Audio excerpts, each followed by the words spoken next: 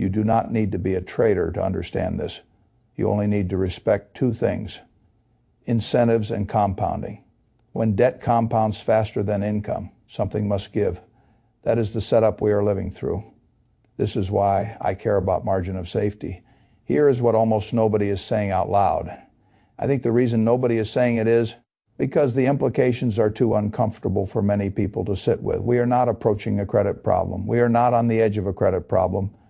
This 2026 credit break has already begun. It began quietly the way these things always begin. Not with a crash, not with a front page headline, not with a single moment you can point to and say that was the day everything changed.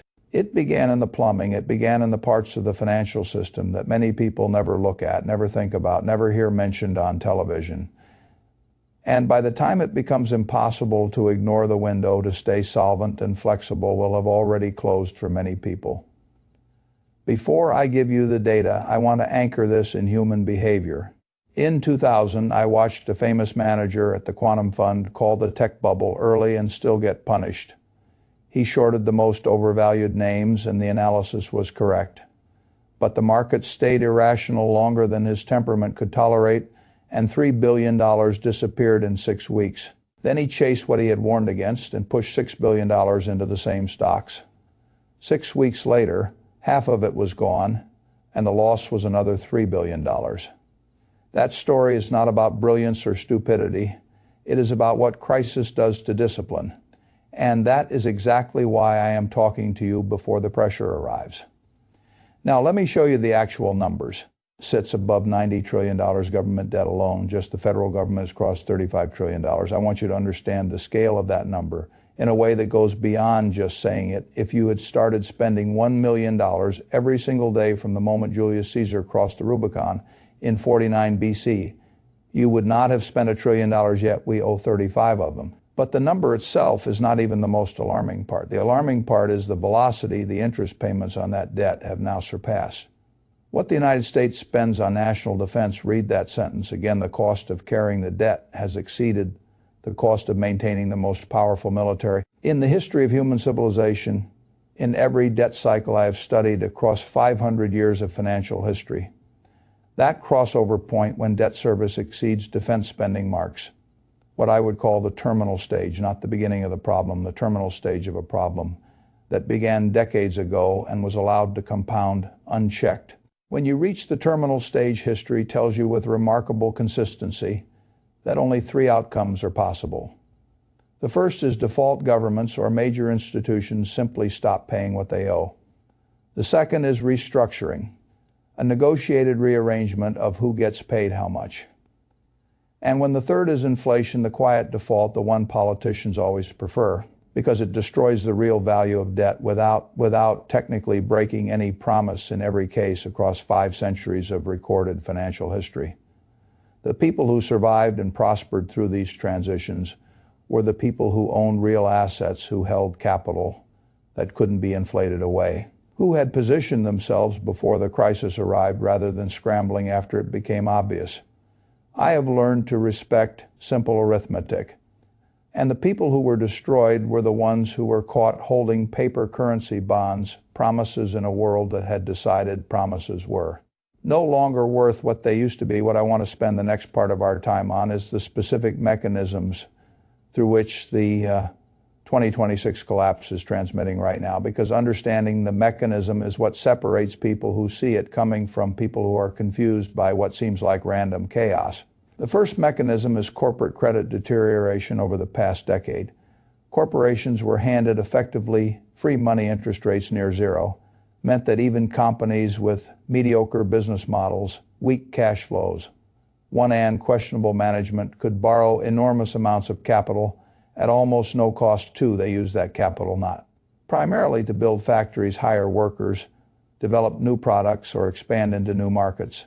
They used it primarily to buy back their own stock, to pay dividends, and to make acquisitions that looked impressive in press releases, but often destroyed long-term value. Now those loans are coming due. The refinancing environment is completely different. Rates that were near zero are now dramatically higher. Companies that took on debt when money was free are discovering that the cost of rolling that debt forward is sometimes 2, 3, even 4 times what it was. When they borrowed, for the weakest borrowers, what the market calls high yield or junk, the stress is already acute. Default rates are climbing. Credit spreads are widening. These are the early signals, the tremors before the earthquake. And they are flashing right now. If you know where to look, the second mechanism is the commercial real estate implosion, which is already underway and is dramatically underappreciated by many people. Commercial real estate office buildings, retail centers, certain categories of industrial and mixed-use property was priced during the era of zero interest rates based on assumptions that are now simply false. The cap rates, which is the return you earn on the income a property generates relative to what you paid for it. Made sense when you could finance the purchase at 2%. They make no sense whatsoever when financing costs 5, 6, 7%. And the income side of the equation is under pressure. To office occupancy in major American cities has not recovered to pre-pandemic levels. And many analysts believe it never fully will. The regional banks, the mid-size institutions that are the backbone of lending to small businesses. I have learned to respect simple arithmetic. Local developers and community construction are sitting on commercial real estate loan portfolios that are quietly hemorrhaging value.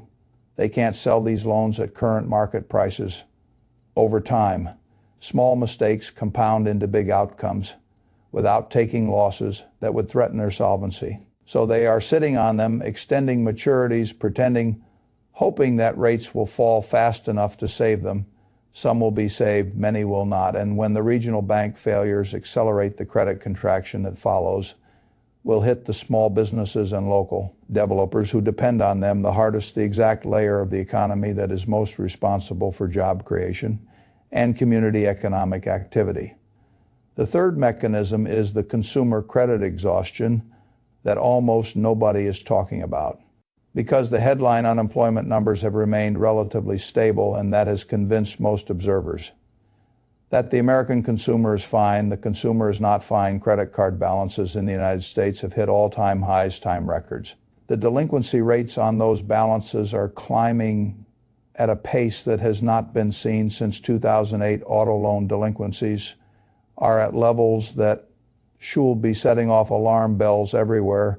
The buy now, pay later products that proliferated over the past several years, the ones that allowed people to split purchases into installments and feel like they were spending less than they actually were, are now generating delinquency data that their issues are disclosing very quietly. In footnotes that almost nobody reads, the savings rate has collapsed. The excess savings that households accumulated during the pandemic stimulus period have been spent. The consumer, who has been carrying the American economy on her back for the past 3 years, is running out of runway.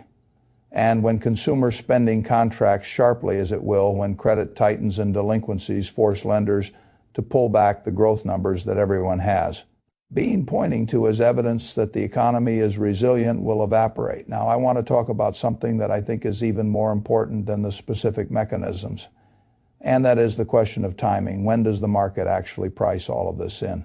And what happens to different types of assets? When it does, the frustrating and essential truth is that markets can remain disconnected from fundamental reality for longer than any rational person expects. I learned this the hard way in 2000. I was right about the technology bubble a year before it collapsed. Being early and being wrong feel identical in your brokerage account. So I am not going to stand here and tell you that the collapse will arrive on a specific date. What I will tell you is that the window is measured in months, not years. The signals that have historically preceded major credit dislocations, the credit spread widening, the yield curve behavior, the regional bank stress, the consumer delinquency acceleration are all present and all moving in the wrong direction simultaneously. When multiple signals align like this, the historical pattern is that the dislocation arrives faster than anyone predicted and is more severe than anyone modeled. So let's talk about what you actually do. And I want to approach this the way I approach every portfolio decision, which is through what my partner Charlie Munger called inversion. Instead of asking what should I buy to protect myself, ask first what would guarantee that I am destroyed by this crisis, and then make certain I am not doing those things. What guarantees destruction in a credit break?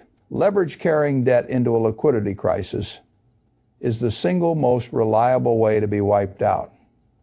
When credit contracts and asset prices fall, leverage positions face margin calls, forced selling at the worst possible prices, the investor who was correct about the direction of events, but was carrying borrowed money, is forced to liquidate at the exact moment they should be buying.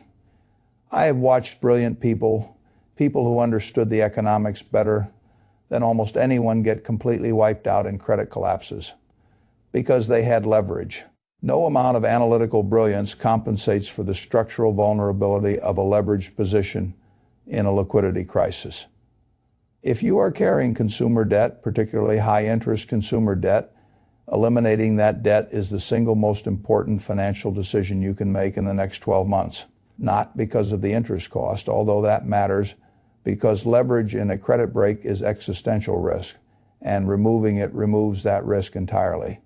The second guarantee of destruction is illiquidity, owning assets that you cannot sell when you need capital.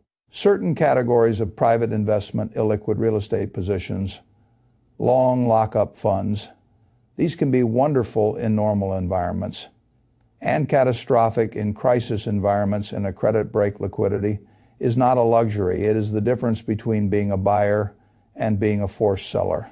The people who prosper through credit collapses are almost universally the people who had the capital and the liquidity to act when distressed assets became available at prices that would have seemed impossible 12 months earlier.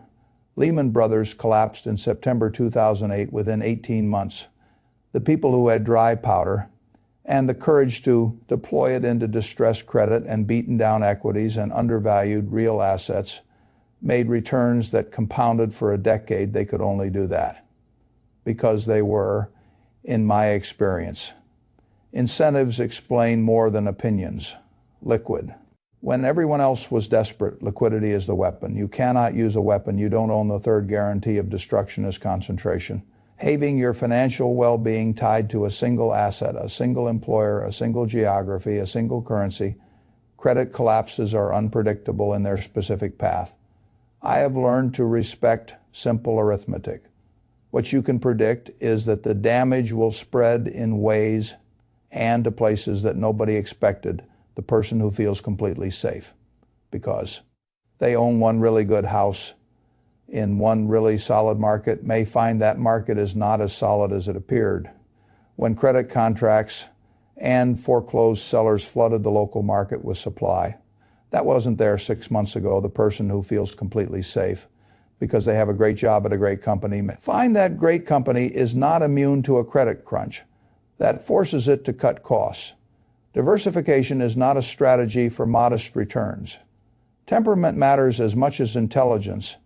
In a credit break, genuine diversification across asset classes, geographies, and currencies is a survival strategy. Now let me talk about what historically preserves and grows wealth through periods like what is coming, because I do not want this conversation to be only about fear. Fear without a path forward is paralysis. And paralysis is itself a decision, usually the wrong one. The assets that have historically preserved wealth through debt cycle collapses share a common characteristic. They are real. They represent actual ownership of actual things that have actual utility that cannot be printed into worthlessness by a central bank. Real assets in different forms have different risk profiles and different mechanisms of protection. And I want to walk through them with the specificity that I think this moment deserves. Gold has been the global reserve of value for 5,000 years because it has no counterparty. It is not a promise. It is not a claim on someone else's future performance. It is not subject to the credit. Temperament matters as much as intelligence, worthiness of a government or an institution. When I say the 2026 collapse is a credit break, what I mean at its core is that promises are going to.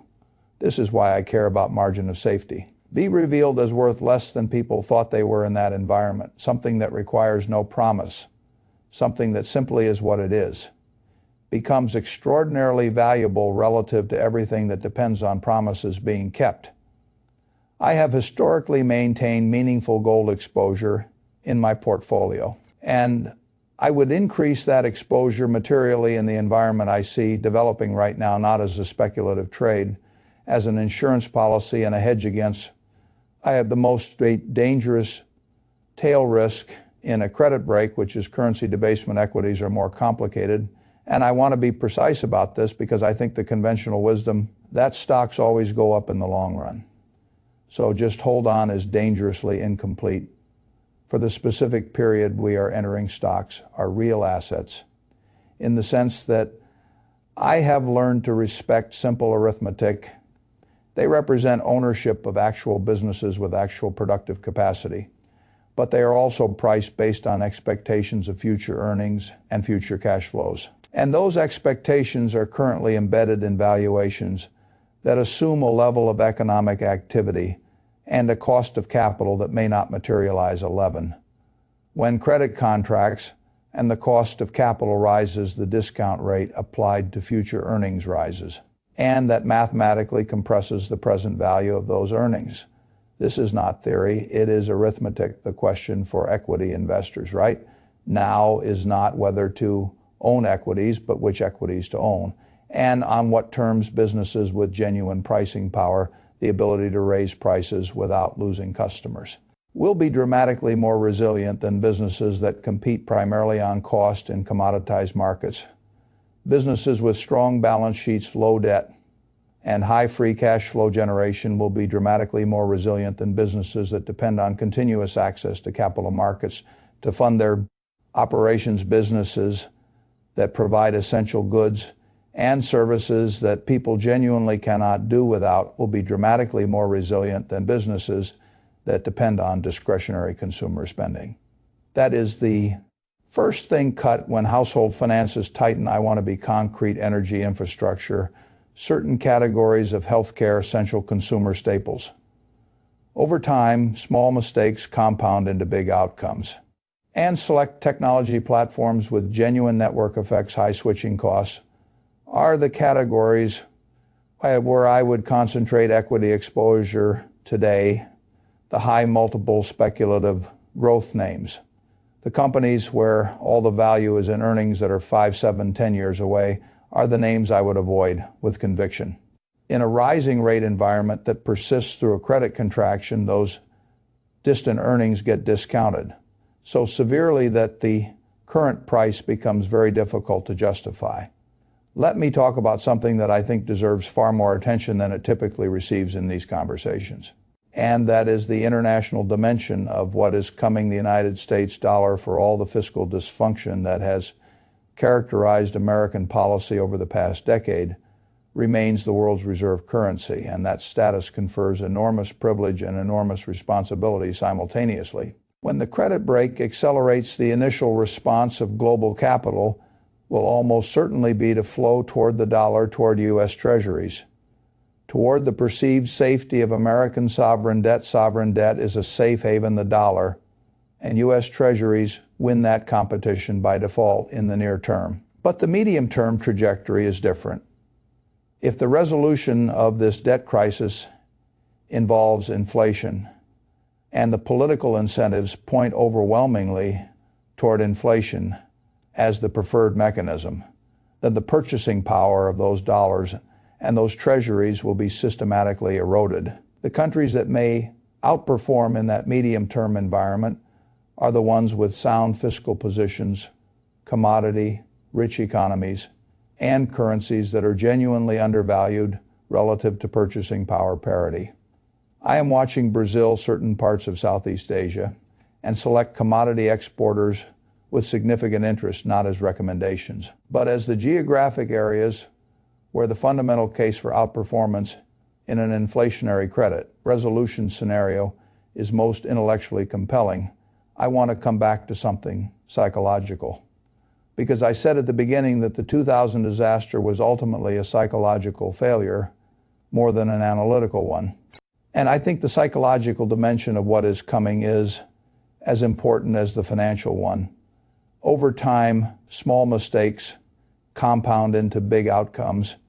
Here is what a credit break feels like when you are living through it, and I want you to have this experience in advance. so that when it arrives you recognize it and respond with discipline rather than emotion in the early stages, which is where we are. Right now, nothing feels like a crisis. The market is volatile, there are concerning headlines, certain sectors are under pressure, but the overall system is still functioning. Banks are still lending. I have learned to respect simple arithmetic. I'll be more carefully. Companies are still making payrolls, consumers are still spending, albeit with more reliance on credit. The people who are protecting themselves and reducing risk at this stage look conservative, overcautious, possibly even foolish to their peers who are still fully invested and still making money. This is the hardest part of the entire cycle, the temptation to abandon your discipline because the crisis hasn't fully arrived yet is enormous. I felt it in 2000 and it cost me $3 billion. Then comes the inflection point, which arrives faster and more violently than almost anyone expects. A significant institution reveals a problem. A market that was assumed to be liquid reveals that it isn't. A credit instrument that was assumed to be safe reveals that it isn't. And suddenly, the collective psychology shifts from complacency to panic with very little transition in between. In 2008, it was Lehman, but Lehman was not the cause of 2008. Lehman was the moment when the problems that had been building for a decade became impossible for anyone to ignore. The cause was the decade of bad loans, mispriced risk, and leverage that preceded the moment. The specific trigger doesn't matter. What matters is that when the trigger arrives, it initiates a self-reinforcing cascade. Lenders pull back credit.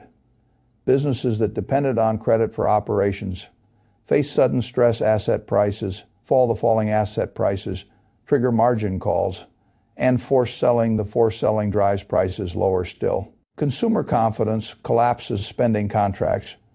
Revenue falls. More stress, more tightening. The cascade is self-reinforcing because every component feeds every other component. This is why I care about margin of safety. And breaking the cascade requires either an enormous external force, typically a government or central bank intervention of historic scale, or simply allowing the cycle to burn through until all the excess leverage is extinguished. Here is what I know with the certainty that 40 years and billions of dollars of hard experience can provide the people who are buyers during that cascade, not at the exact bottom, because nobody catches the exact bottom, but somewhere in the zone of maximum fear. And forced selling, those people are the ones who build the kind of... I have learned to respect simple arithmetic, generational wealth that changes the trajectory of families. I will only be buyers. If they are not already forced sellers, they can only be not forced sellers. If they don't have leverage, they can only deploy capital if they have liquidity, which is why every specific recommendation I have made in this conversation traces back to the same principle: remove leverage, build liquidity, own real assets, and position yourself to be a buyer when everyone else is desperate to sell. Now let me talk about the specific timeline as I see it, with the caveat that timing is always the hardest part of macro investing. And I have been early. Before the signals I am watching most carefully in 2026 are the credit spread data, specifically the spread between high yield bonds and U.S. Treasuries, which measures how much extra return investors demand to hold risky debt. When that spread widens rapidly and persistently, it signals that the credit market is pricing in a deterioration in the ability of borrowers to repay their obligations. We are seeing widening now, and if the pattern that preceded 2001 and 2008 holds, the widening accelerates meaningfully in the quarters ahead. The second signal I am watching is the regional bank stress data, specifically the unrealized losses on commercial real estate loan portfolios, which are disclosed in regulatory filings that many people never read, but which paint a picture that should be deeply concerning to anyone who understands what they are looking at.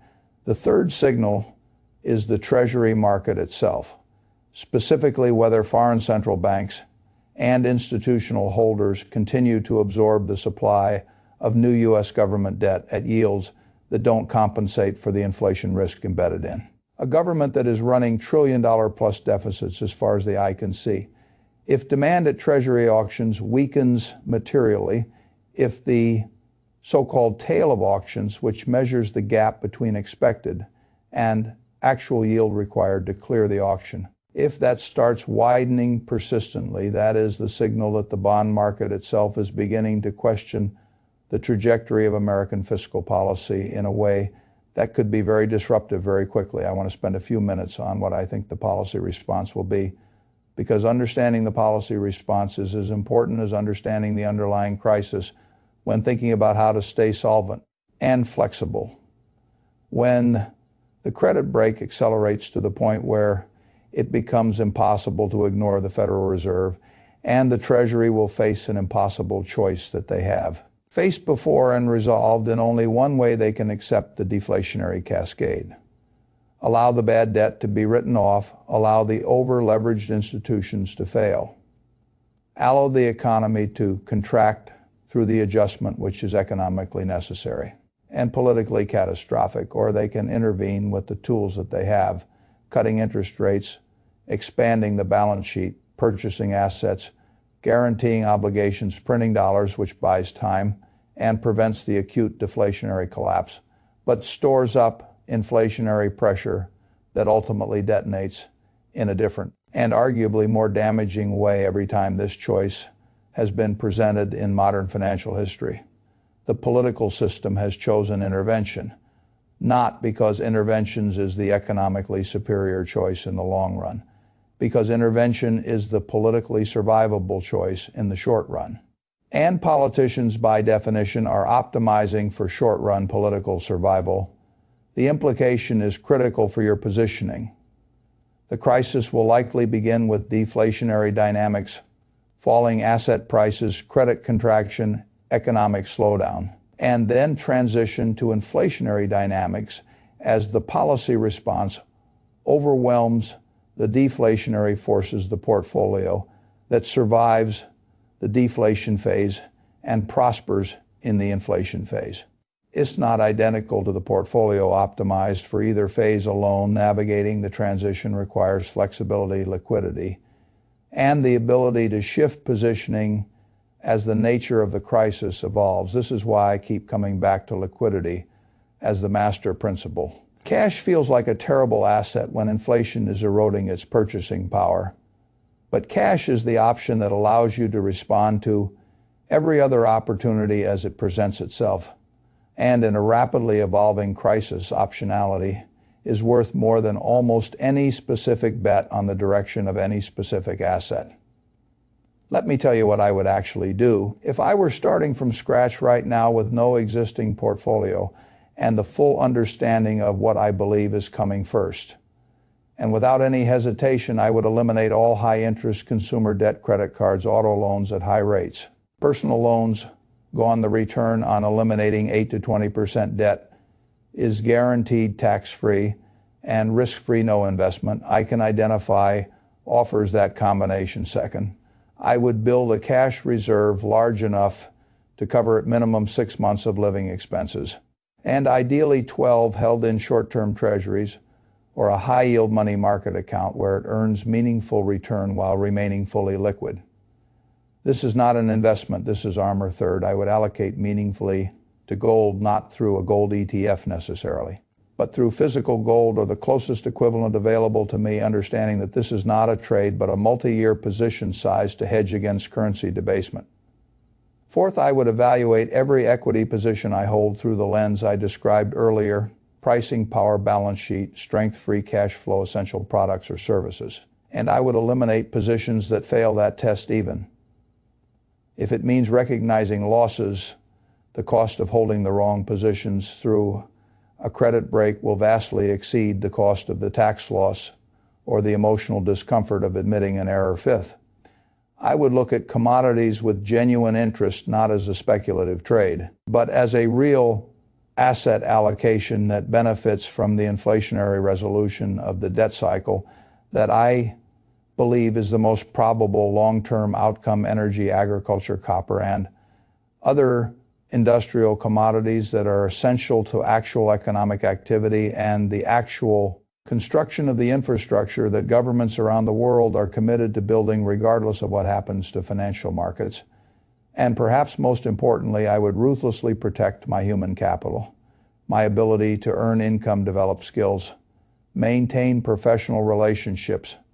Over time, small mistakes compound into big outcomes, and grow my capacity to create value in whatever economic environment arrives. That is the asset that no market crash can take from me. Investing in education and skills and health and relationships, those investments compound in every environment and cannot be wiped out by a credit break. And the last thing I want to say, the thing that I most want you to carry out of this conversation and hold on to through what is coming, is this 2026 credit break will create genuine hardship for many people. I do not minimize that. I do not celebrate it. Financial crises are not abstract events. They are the reason families lose homes, businesses close, careers are derailed, retirements are postponed. But every credit break in recorded history has also been simultaneously the greatest wealth transfer opportunity of its era. The reason is simple: assets move from the hands of people who were forced to sell them because they had leverage they couldn't sustain, because they had no liquidity buffer, because they panicked at exactly the wrong moment, into the hands of people who were prepared, who had capital, and who had patience, and who understood that maximum fear is the friend of the long-term buyer. In my experience, incentives explain more than opinions. I did not build Berkshire Hathaway by investing in calm and comfortable markets. I built it through crisis after crisis, decade after decade, by having capital when others were desperate, and by having the temperament to act when others wanted to run. I built whatever I built across 40 years of this work through the same principle, not by being smarter than the market, not by having information that nobody else had, not by being immune to mistakes, because I wasn't. And the 2000 debacle proved it. But by understanding the fundamental structure of how capital moves through cycles, by respecting the arithmetic, by building the psychological and financial resilience to survive the hard parts, and by being positioned to act. When the genuinely asymmetric opportunities only crisis creates became available, the window to prepare cheaply is open right now. It is not open indefinitely. The time to fix the roof is before the storm arrives. The storm has begun. What you do with this understanding in the next 12 months will determine which side of the greatest wealth transfer of this generation you end up on. Now, you know what I know, the rest is yours to decide. You cannot control the cycle, but you can control your exposure. Keep your balance sheet strong, keep your payments working, and keep your temperament. That is how you get through the hard part and still have capital for the opportunity.